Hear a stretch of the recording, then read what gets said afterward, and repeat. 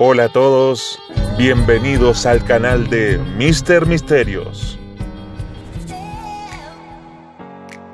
Hay ciertas características con las que nacemos los seres humanos, pero es el grupo familiar, la educación y el entorno lo que define el rumbo que damos a nuestras habilidades y debilidades. En el caso de Pablo Escobar, el narcotraficante más sanguinario y buscado de la historia de Colombia, su ingenio, liderazgo y ambición se encaminaron por la oscura vereda del mal. Los padres dejan huella en la vida y en la personalidad de los hijos, y en el caso de Pablo Escobar no es la excepción. A pesar de haber nacido dentro de una familia humilde, Escobar tuvo acceso a la educación y, a diferencia de otros criminales, no tuvo ausencia de cariño ni ausencia de guía materna.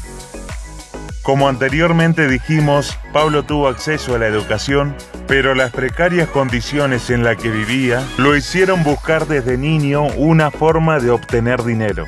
Así, las inocentes travesuras de infancia con las que uno reiría terminaron forzando su interés innato por el dinero fácil de la ilegalidad. De trabajo de hacer mandados pasó a robos menores hasta llegar al contrabando y finalmente al tráfico de cocaína.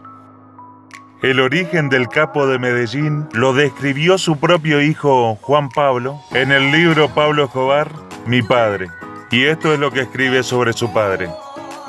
El 1 de diciembre de 1949, cuando el campesino Abel Escobar y la maestra de escuela Hermilda Gaviria tuvieron a su segundo hijo, que bautizaron como Pablo, que hace referencia a uno de los apóstoles de Jesús, Pablo Emilio Escobar Gaviria.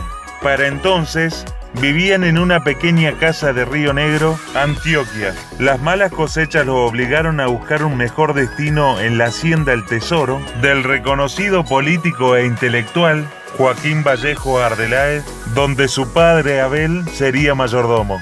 Un dato interesante es que él terminó siendo el padrino de Pablo. Los tiempos cambiaron sin ser los mejores. Cuando crecieron, a los niños les tocaba caminar 2 horas por carreteras de tierra para llegar al colegio en la zona urbana del municipio. Muchas veces iban hasta sin zapatos. Los padres lograron reunir dinero para comprar una bicicleta. Loma arriba la hacía Roberto, el mayor de los Escobar Gaviria, con Pablo en la parrilla.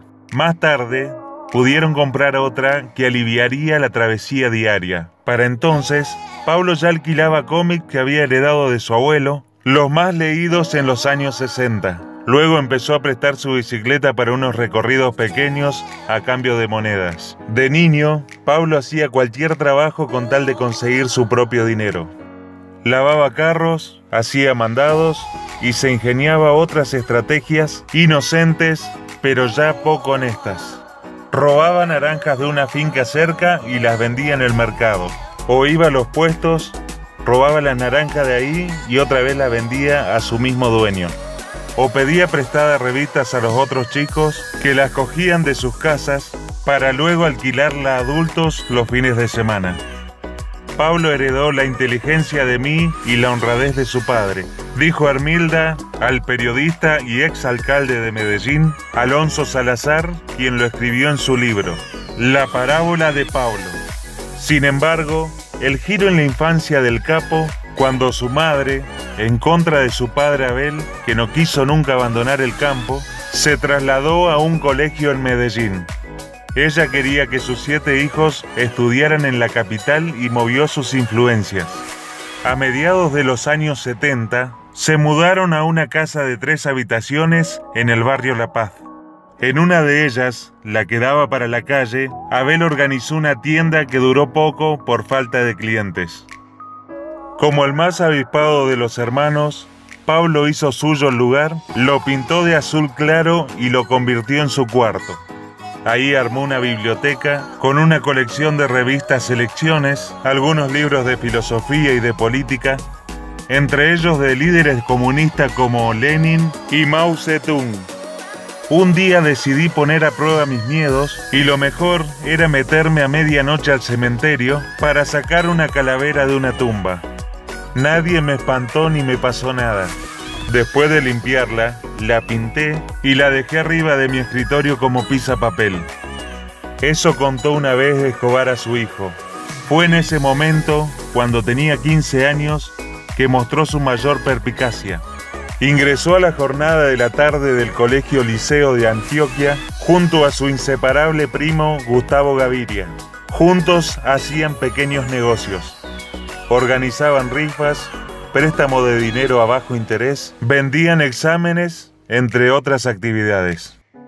Aun cuando mi padre evitaba hablar del tema, al cabo de varias y accidentadas charlas en las caletas que nos escondíamos, pude concluir que su carrera criminal empezó el día que descubrió la manera de falsificar los diplomas de bachillerato que otorgaba el liceo con el cual se graduaban los estudiantes, así lo afirmó Juan Pablo Escobar.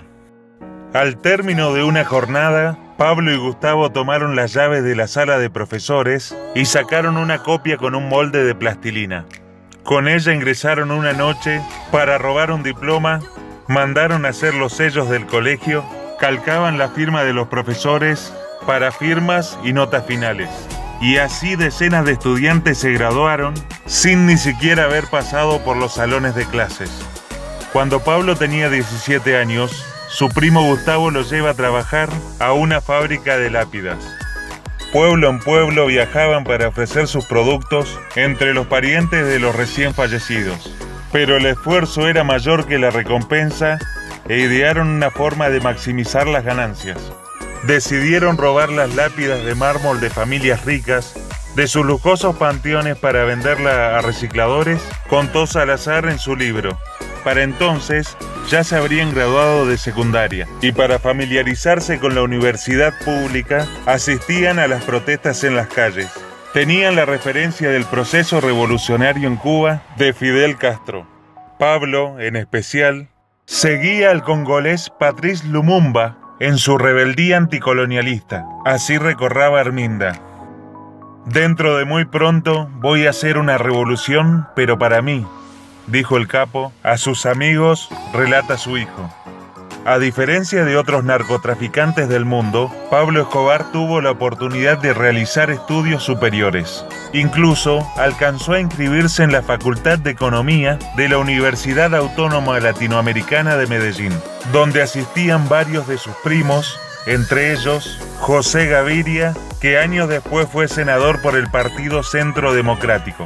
Cuando Pablo alcanzó la mayoría de edad, trabajaba con contrabandistas de alto nivel, y los contactos que fue adquiriendo le mostraron el camino hacia el tráfico de cocaína, oficio que dominó, perfeccionó y transformó en una organización criminal sin precedentes ni fronteras, y que le llevó a acarrear su tan deseada fortuna antes de los 25 años de edad.